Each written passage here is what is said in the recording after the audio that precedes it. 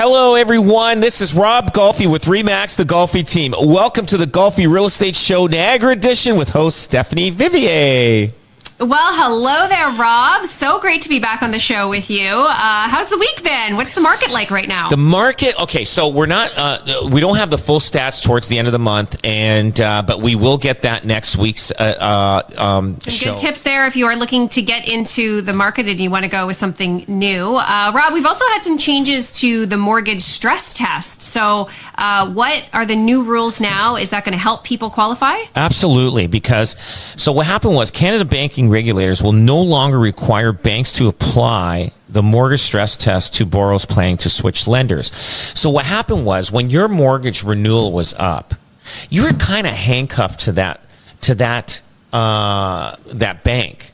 And basically, you know, in the banks, they'll try to get an extra half a point, 3/4 of a point on top of whatever the current rate is. Right? Because they know you can't go anywhere else. You know, you're stuck with them, right? So you have no choice. So now you can actually go to another bank and, you know, and you can go to another bank and say, and then the stress test doesn't take effect because you're just transferring your mortgage from one bank to another. And they say the minimum qualifying rate or stress test for unsecured mortgages is currently 5.25%, right? Or 2% points higher than the actual mortgage rate being offered, whichever is higher.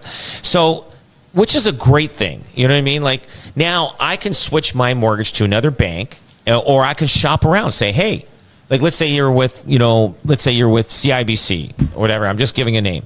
And CIBC saying, well, here's the mortgage rate for the renewal. And then you go, well, hey, I went to TD and Royal Bank or BMO or whatever, Scotiabank, and they gave me a better rate. Now, if you don't give me the better rate, I'm transferring my mortgage. And so they're going to lose the business. And they could do that rate. There's no problem because if the other banks can do it, they can do the rate. So now it just makes it easier for the consumer to shop around for better rates. Like over here in this article, it says the stress test made it more difficult for borrowers to switch. Their existing lender would often provide higher interest rates upon renewals, of course, yeah, knowing that their client was unlikely to move to a new lender. Now people will call a few lenders to see what their best interest rate is and come back to their existing lender, who will then match the best offer.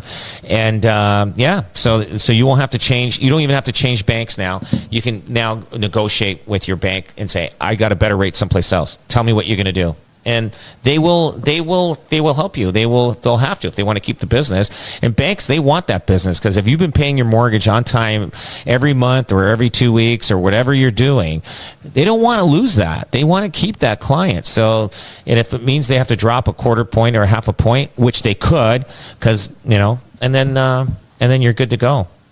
Yeah, it shouldn't have always been this way, Rob. Like, it's too bad that it's just going this way now, and it's putting a little power back in the hands of the consumer. You know what? In this country, there's too many regulations, too many things that stop people from benefiting, for the consumer. So I don't know what to tell you. Like, it's just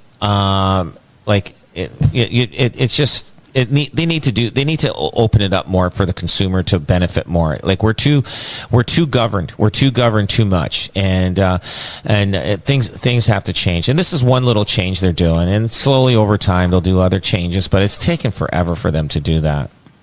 Well, really, yeah, it's 2024, and it's too bad, people have felt handcuffed in the past and stayed with situations where they're really being taken advantage of because, as you said, they could add on that higher interest rate, and where are they going to go?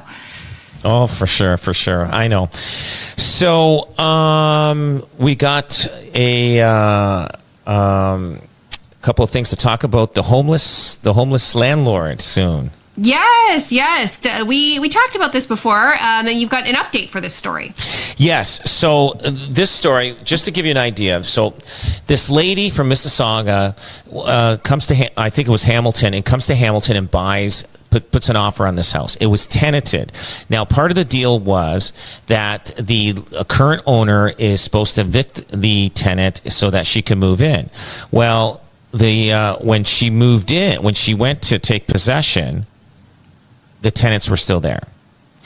So the one problem there I saw that is whoever was her realtor did not call her and say, let's do a final walkthrough. So basically, she took possession without even doing a final walkthrough. And when she went to the house, they got the keys, the tenants were there. Well, they're still living there and they're not leaving. But the former owner of the house did give him notice to vacate, but they didn't vacate. So surprisingly, I'm sure the seller that sold the house says, "Oh, I can't believe it. We got out of this. We scaped this problem." The new buyer assumed the tenant. So the tenant, basically the new owner now had to reapply for eviction on these people because it's a new owner. Now the other owner is gone. So that starts the clock from the start again, which is terrible. And so now it took 6 months before she was able to get in. And there's more of a story, and I know we're running out of time. We'll finish that story after the break. So okay, I love it. That's keep them hooked, Rob. There is more to this story, and Rob Golfi has it for us. Rob Golfi, of course, from the Golfi team, the #1 REMAX team in Canada. Give them a call at 905-641-0308 and online at robgolfi.com. That's robgolfi.com. Make sure you don't end up in a situation where the new house you bought is already occupied by someone else. Rob will continue with that story next here on News Talk 610 CKTV. Welcome back to the Golfi Real Estate Show Niagara Edition. I'm your host, Steph Vivier, and our guest is Rob Golfi with REMAX, the Golfi team. Rob, just before the break, we were getting an update on this story, this landlord from Hamilton who had essentially bought a townhouse. She was very excited, I can imagine, to move into her townhouse, only to come show up on the day she closed to find that the tenant was still there. And this has been going on for, 6 months now? 6 months, and they finally got the eviction notice. But not only that, like, this lady had to go through. She was living in a car, living on people's couches, and it's sad that somebody has to go through that. It's very sad, and it's sad that the government of Ontario, I mean, they said they hired more adjudicators to speed up the process of the landlord-tenant board, which is still not even close. And it's sad that the tenants have been educated to not leave their premises and not pay for rent. That is sad, and it's terrible, but they've got to change that. Now, she finally got in, and they left her a mess. It's going to take her thousands of dollars to clean up this mess. They left so much garbage. They left everything for her, this lady, to move in. But the one thing about this landlord-tenant thing, I'm going to tell you, the one thing it's going to hurt is the ma and pa landlord. It's killing them. It's because they bought this investment property. People buy investment properties. They want to rent it out. It's part of their investment portfolio. They want to, and they get a tenant in there and to pay the rent to live there. And usually most mom and pop landlords, they don't raise rents. They don't. They just they let you stay there for years with the same rent, and because if you pay your rent on time, your landlord's going to be good. But what these tenants are doing right now, and they have no idea, but it will catch up to them, and it's going to happen in 10 years from now. There's not going to be single family homes for rent anymore. You have to go to an apartment building, and that's it, because nobody wants to get into this business, especially the ma and pa landlords. And then eventually the landlord tenant board is going to change because they need to do it, because otherwise there's no rental properties. Excuse me. So what happens is now people are going to move in. They're going to get kicked out. Now, these people that moved out, they're not going to find another place. Rent is expensive right now. Rental is expensive.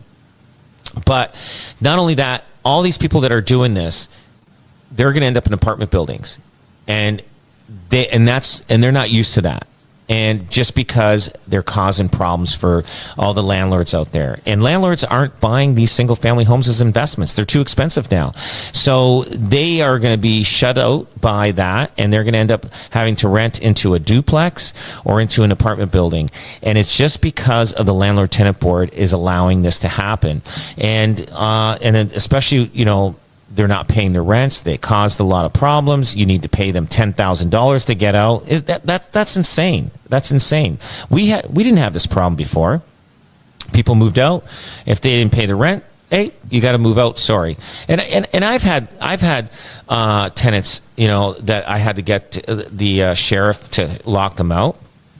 And sometimes these tenants, they do this on purpose, and it's like I don't understand why. I don't get it. The owner of the house, the landlord, is giving you a great place to live for a long time, and then you want to end that relationship by screwing the landlord over. It's not good. And you know what? It'll get back to them by karma. I believe in that. But it's sad to see how our society's gone to with this situation with the landlord tenant board. And there's been assaults. People have been shot. There's so many things happening, and they're not. And I can't believe the Ontario government has not, fixed this problem. You could break a young guy. I remember when I started buying properties when I was 20, 21 years old.